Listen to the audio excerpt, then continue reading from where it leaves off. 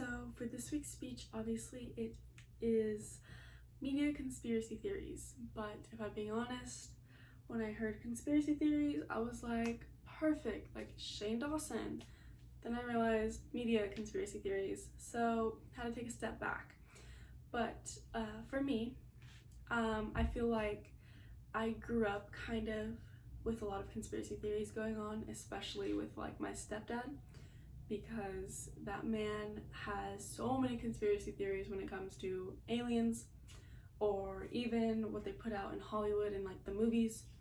So there's always some type of conspiracy theory that he has going on in his head. And as far as the media goes, my mom does not like the news, does not like the media whatsoever, social media, any media word in it, doesn't like it, because she just feels like it's a whole bunch of fake news, I guess you can say, which in a sense is true, but I also do believe that there are some things that you should educate yourself on and watch on the news to get some type of idea of it.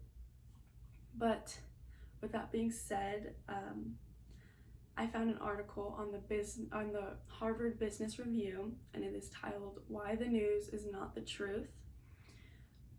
And it leans more towards my mom's point of view and my point of view per se, because I mean I grew up with not watching the news or not being able to, I guess you could say, because she didn't like it.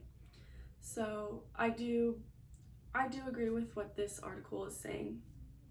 Basically what the article says is that the news media and the government combined are not necessarily so good, because they do have a lot of manipulation and myth making that is not necessarily like true, I guess that's what myth making is. And a lot of journalists tend to make the news that they put out there a lot more dramatic than what it really is.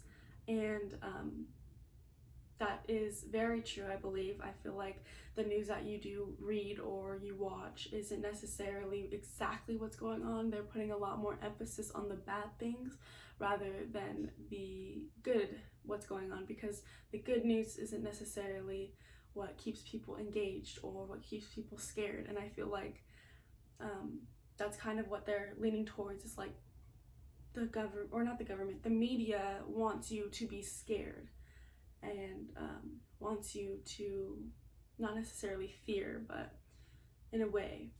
So the conspiracy theory is that the media doesn't always put out the good things, and they tend to put out the things that are very dramatic and not so good. And I think that I'd have to say I agree with that. And yeah.